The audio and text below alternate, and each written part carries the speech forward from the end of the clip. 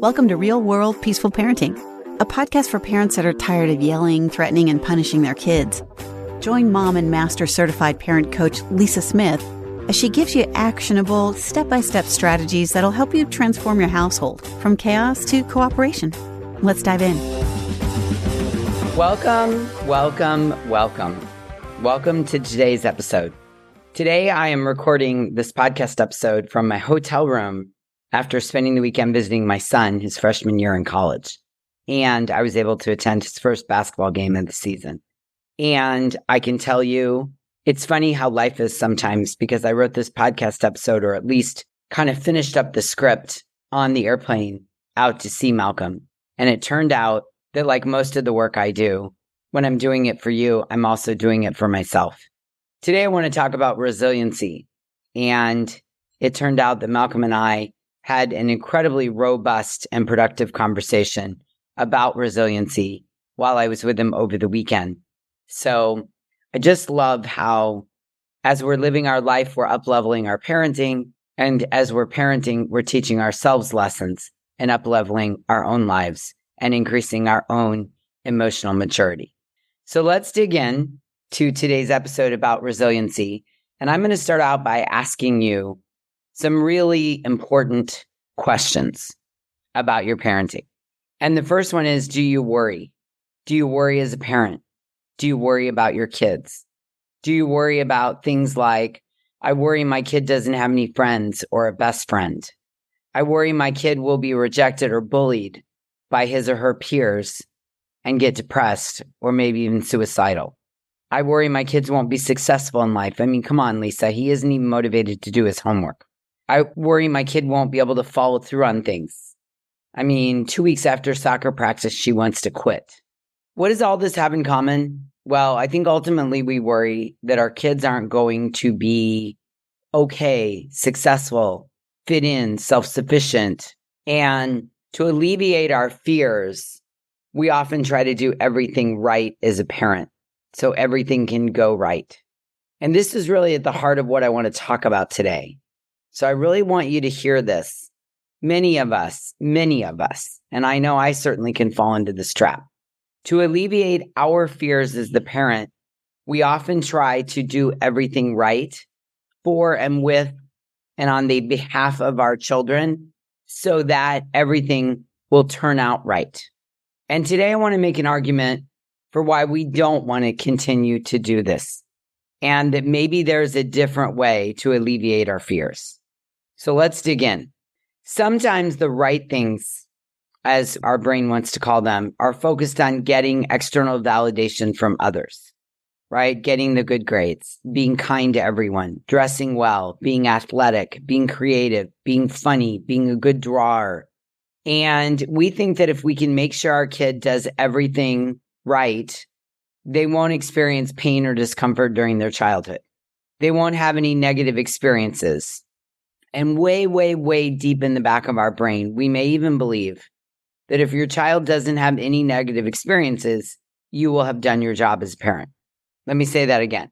Way back in our brain, we believe that if our kids don't have any negative experiences, it's a report card for me as a parent. I will have done my job, especially if you had a lot of negative experiences growing up, and it's because your parents weren't engaged, involved.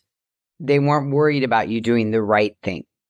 Sometimes our brains think that doing the right thing is to go in front of our kids and do what I call snowplow, which is where we go in front of them and we try to control their behavior, their attitude, their effort, their words, or their experience to achieve a desired outcome.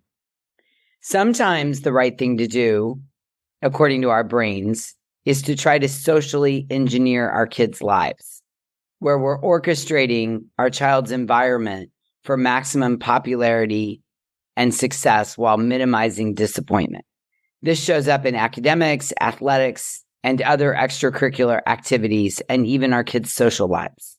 All the micromanaging that you're doing, all the hyper-planning, and the snowplowing, our brains think allow a smooth path for our kids. And we feel good sometimes about this because it pushes our fear and our anxiety down and it gives us something to do. So we're working super hard to prevent something, a negative experience, a setback, a failure. But I would argue that sometimes we're working so hard to prevent something that our kids might actually need, might be inevitable, and might happen anyway. Here's the thing. Preventing undesired circumstances from happening to our kids is not possible because life is full of hard things despite our best efforts. As my coach says, life is 50-50, 50% good and 50% challenging or bad. No one escapes it. It's part of the human experience. Now hear this. Your kids, yes, your children, no matter what you do in their lifetime, are not going to escape tough times, challenges, setbacks, failures, lost friendships, breakups, not getting picked, a bad grade, a speeding ticket, a fender bender, being uncomfortable, losing, feeling left out, etc. Your kids during their lifetime are not going to be able to escape this. No one escapes the 50% bad. No one. Not you, and your kids won't either. It's part of the human experience.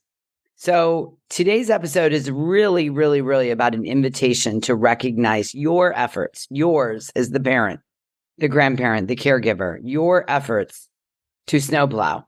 And today I want to challenge you to consider showing up for your kids and with your kids in a new way, to move away from the snowplowing. I want you to recognize your reasons for snowplowing. And I know it's coming from a place of love and that you want the best for your kids. I get that. Many of us are even going a step beyond that and working hard to give our kids what we didn't have.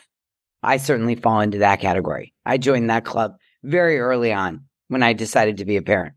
But I also know, if we're really honest, we often also snowplow because we fear our kids won't make it. They won't fit in. They won't be in the right social groups. They won't get opportunities. They'll make the same mistakes you made. They won't get all the advantages of others. They will fail and fall behind. And hear this. The fear, anxiety, and scarcity motivates you to try to control the experience and control the effort so the outcome will be positive, desirable, as planned, or on point. I get it. I myself tried this for years in earnest. So I know this rhythm and routine. The problem is, well, there are many problems, but one of them is when things don't turn out as you want them to, as the parent, we get triggered. We get angry, sometimes at our kids, sometimes at ourselves, sometimes at the other parties involved, like the coach or the teacher or the kid's friend who didn't invite them over, or a co-parent who didn't, quote, do it like we told them to do it. We get triggered. And when we get triggered, it increases our worry and our need for control. And the cycle starts all over again. Yeah. And for our kids, if we snowplow, our kids are robbed of the chance to learn the lesson they're meant to learn because we're going in front of them and controlling the experience. So then they have to learn it again next time at a bigger or deeper level. Yeah. Do you recognize this? And the opportunity to grow, learn, and plan better for next time from the experience is a lost opportunity because of our triggers, our emotions, and our storming as a parent, whether we're storming internally in our brain with thoughts by beating ourselves up and flogging, or externally by projecting all of that anger outward. So if you recognize this vicious cycle, I invite you to consider a new way of showing up that supports our child and ourselves in a more healthy and authentic way. It starts with the realization that we shouldn't always automatically try to prevent pain, discomfort, or hardship, because overcoming hard things in life is what creates resiliency. Resiliency means being able to grow from adversity. But first, you have to have a little bit of adversity in order to grow from it and create the resiliency. Resiliency is a critical tool in the emotional intelligence toolbox. It allows us to feel the entire feelings wheel, including the 50% that is uncomfortable and hard. In the Webster's Dictionary, resiliency is defined as the ability to recover from difficult times, number one, And the second definition is the ability of a substance, including a human, to spring back into shape, have elasticity. I love the idea of thinking about resiliency as the ability to spring back into shape or elasticity. Think about your kid as they grow into an adult, and as an adult, being able to handle anything that comes their way. Close your eyes for a moment if you aren't driving. Close them for just a moment with me, and really take a few seconds to visualize each of your kids having elasticity and resiliency, being able to handle any emotion that comes their way, and know that they can bounce back from any experience, situation, or relationship. I mean, imagine that. I know I definitely want that for Malcolm, and I have no doubt that you want that for each and every one of your kids. The ability to bounce back from any experience, situation, or relationship. Yeah? So good, isn't it? All skills require practice to become good at them, and resiliency is no different. If our kids don't even begin to develop the skill of resiliency until they are an adult and have flown the nest, well, that isn't ideal. I'm sure you can see, as you're listening to me right now, the benefit of starting to build that skill set right now. Yes? Resiliency means being able to grow from adversity. But here's the rub, and many of you aren't going to like this. You have to experience adversity in order to develop resiliency. I know, it sucks, doesn't it? It does. Because so many of us are working so hard for our kids not to experience any of that adversity. But let me say it again, because your future adult version of your kid just called me and said, hey, Lisa, make sure my parent really hears this. You have to experience adversity in order to develop resiliency. There has to be a tension or a stressor on the substance in the first place for it to be able to spring back or be able to flex its elasticity. We have to make space for our kids to experience it all. The conflict, the failures, the setbacks, the being unprepared, the hard conversations, the mistakes. This is all part of the maturation process. Now, let me be clear. I am not saying we shouldn't lead or that we shouldn't support or we shouldn't correct or guide our children. Remember, we are the peaceful leaders of the household with the fully developed brains and the family values. We are there to set limits, to lead, to support, to guide, and to correct. But if we're being honest with ourselves, most of us know when we're leading and guiding and when we're snowplowing and trying to control the situation to get a desired income. We can feel that difference. Yes? Are you willing to admit that? Because I know I am. And after today's episode, I'm more keen than ever to try to bifurcate or sort out the difference between the two. When I'm leading and guiding and when I'm snowplowing and trying to control the situation to get a desired outcome. The good news is that when you give your kids the tools to navigate negative emotions and negative circumstances, when, not if they happen, your kids' internal belief in themselves grows. Their internal compass gets turned on. Your kids learn to trust themselves. Your kids aren't afraid of failure. They aren't afraid to look at and talk about their mistakes. They know they will survive big emotions. Your kids learn to regulate themselves even during the most difficult times. Their emotional intelligence grows. And all of this, my friend, builds resiliency. Yeah? Okay, so here are my tips to getting started on helping your kids become more resilient and elastic so they can bounce back. Number one, begin to recognize when you are snowplowing versus when you are guiding, and try to move more and more towards guiding rather than snowplowing. Number two, make a commitment that you're going to let them experience adversity. Be mindful of not always jumping in. Don't always rescue. Don't solve all their problems for them. Avoid pre-solving problems through snowplowing, hyperplanning, and trying to control the outcome. Number three, listen empathetically, which is to listen to ease the suffering so they can work towards problem solving on their own as they age. Resist the urge to jump in and solve for them. At a minimum, discuss various solutions or choices with them and let them participate in the decision and in the execution of that solution. So maybe they need to go talk to the coach. They need to talk to the teacher. They need to ask the friend why they didn't get invited to the birthday party instead of you calling the mom to find out why. Number 4, I think, is one of the most important steps in resiliency.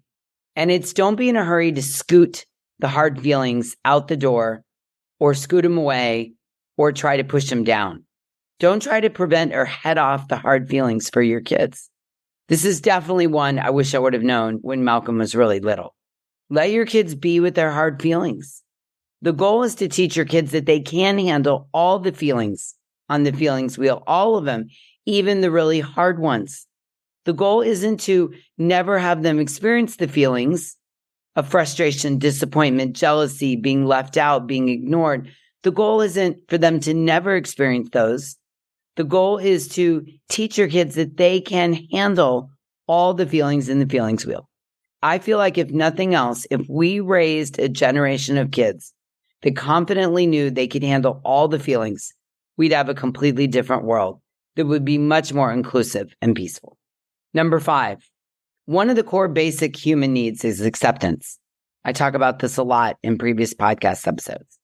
And part of resiliency is knowing that I, as your child, am worthy right now. I am worthy.